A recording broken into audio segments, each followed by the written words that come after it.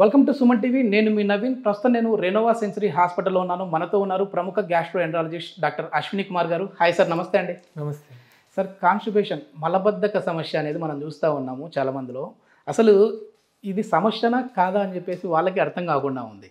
So ఈ constipation problem ఎందుకు వస్తూ ఉంది సార్? దీనివల్ల ఎట్లాంటి ప్రాబ్లమ్స్ వస్తాయి? డెఫినెట్గా ఇది సమస్యనండి. మన బాడీలో ఉండే వేస్ట్ అనమాట. సార్, సో అది ఎప్పటికప్పుడు బయటకు వెళ్తూ ఉండాలి. సో అది వెళ్ళినప్పుడు మనకి బాడీలో అది అక్యుములేట్ అయిపోయి రకరకాల ప్రాబ్లమ్స్ క్రియేట్ చేస్తూ ఉంటుంది అనమాట. మనకి ఇండియన్ ఫుడ్ ఏంటంటే బాగా ఫైబర్ రిచ్ ఫుడ్ ఉండేది. దంపుడు బియ్యం అట్లా కాకుండా, అంటే పాలిష్ రైస్ కాకుండా అలా తినేవాళ్ళం ఫుల్ ఫైబర్తో. ఇప్పుడు అంతా ఏంటంటే వెస్టర్న్ కల్చర్ అంతా వచ్చేసి సో దానివల్ల కాన్స్టిపేషన్ అనేది ఎక్కువైపోతుంది. బర్గర్లు పెరిగిపోయాయి సార్. పిల్లలు అవే తింటున్నారు. ఆ కాన్స్టిపేషన్ అనేది పిల్లల నుంచే స్టార్ట్ అయిపోతుంది అనమాట. ఇది మెయిన్ ఏంటంటే సార్, ఇది అంటే కాన్స్టిపేషన్ వల్ల ఇంకా దానికి ఇంటర్లింక్ ప్రాబ్లమ్స్ వస్తాయని విన్నాను. ఎట్లాంటి డిసీజ్ అటాక్ అయ్యే విధంగా ఉందండి? మలబద్ధకం అంటే ఏంటి? మోషన్ గట్టిగా అయిపోవటం. మోషన్ పాస్ చేయాల్సి వచ్చినప్పుడు గట్టిగా ముక్కి బయటికి తీసుకురావటం. సో అలాంటి టైంలో గ్యారంటీ మనకి బ్లీడింగ్లు అవి అవ్వటము, ఫిషర్స్ ఫామ్ అవటం. ఫిషర్స్ అంటే గాయాలు బేసికల్గా. కాకపోతే అది సెన్సిటివ్ ఏరియా కాబట్టి అవి చాలా పెయిన్ఫుల్ ఉంటాయి. రెండోది పైల్స్ అనేవి రావటము. ఓకే. సో ఈ పైల్స్ వల్ల బ్లీడింగ్ అవ్వటము. ఒకవేళ ఆల్రెడీ పైల్స్ టెండెన్సీ కొంతమందికి ఉంటుంది పైల్స్ వితౌట్ కాన్స్టిపేషన్ కూడా. కాకపోతే గట్టిగా మోషన్ అవటం వల్ల బ్లీడింగ్ అవటము, ఇట్లాంటివన్నీ జరుగుతూ ఉంటాయి అనమాట. కొలాన్ క్యాన్సర్ కూడా వచ్చే అవకాశం ఉందని విన్నాను సార్. అసలు ఎందుకు ఈ క్యాన్సర్ అటాక్ అయ్యే విధంగా ఉంటుందండి? కొలాన్ క్యాన్సర్ కూడా చెప్పినట్టు వెస్టర్నైజ్ డైట్ వల్ల, ఫైబర్లెస్ డైట్ వల్ల మనకి అది వచ్చే అవకాశం పెరిగిపోయింది. ఇంతకుముందు ఓన్లీ వెస్టర్న్ వరల్డ్ ఎక్కువ చూస్తున్నాం, ఇప్పుడు ఇండియన్స్ లో కూడా చూస్తున్నాం. కానీ కాన్స్టిపేషన్ దాని వల్ల వస్తుంది, కానీ కాన్స్టిపేషన్ వల్ల క్యాన్సర్ రాదు. కాన్స్టిపేషన్ వల్ల రాదు. కాకపోతే కాన్స్టిపేషన్ ఏదైతే కారణమో ఫైబర్లెస్ ఫుడ్ అనేది, దాని వల్ల క్యాన్సర్ వచ్చే అవకాశం. ఈ బౌల్ మూవ్మెంట్ అనేది కూడా సరిగా లేకపోవడానికి కారణం ఏంటి సార్? ఇప్పుడు మామూలుగా పెద్ద పేగులో నుంచి ఈ బయటికి రావడం. అదే ఇప్పుడు ఫైబర్ అంటే ఏంటంటే అండి, మన బాడీలో డైజెస్ట్ అవ్వండి.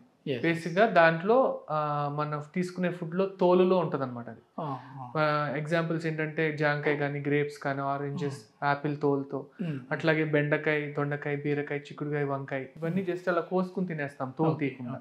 సో ఆ పైన తోలు ఏదైతే ఉంటుందో అది ఫైబర్. అది మన బాడీలో డైజెస్ట్ అవ్వదు. డైజెస్ట్ అవునప్పుడు ఏంటవుతుందంటే మంచిగా మోషన్ ఫామ్ చేస్తుంది.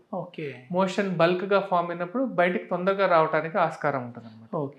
ప్లస్ వాటర్ ఇంటేక్ కూడా చాలా మంది అశ్రద్ధ చేస్తుంటారు.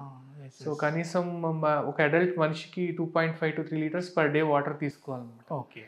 అట్లాగని చెప్పి ఒకసారి తీసేసుకుంటానంటే అది యూరిన్ లో బయటకు వచ్చేసి పేగులు ఎక్కువ మిగలదు. అందుకని కొద్దిగా ఎక్కువ సార్లు తీసుకుంటే ఈ ఫైబర్ వాటర్ కలిసి మనకి మోషన్ ఫ్రీగా అయిపోతుంది. ఒక హెల్దీ పర్సన్ అంటే ఎన్నిసార్లు మనం మల విసర్జన చేయాలి సార్? ఎందుకంటే మార్నింగ్ కొద్దిమంది గోరువెచ్చని నీళ్ళు తాగితే కానీ నాకు మలం రాదంటారు. కొద్దిమంది నేను 2 రోజులకు ఒకసారి వెళ్తా ఉంటారు.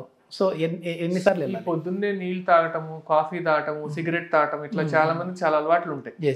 అవన్నీ ఒక బాడీని ఒక అలవాటు చేయడం తప్పించి జనరల్ గా మనకి మోషన్ ఫ్రీగా అయ్యేది మనం ముందు రోజు తినే ఫుడ్ మీద, వాటర్ మీద ఆధారపడి ఉంటుంది అనమాట.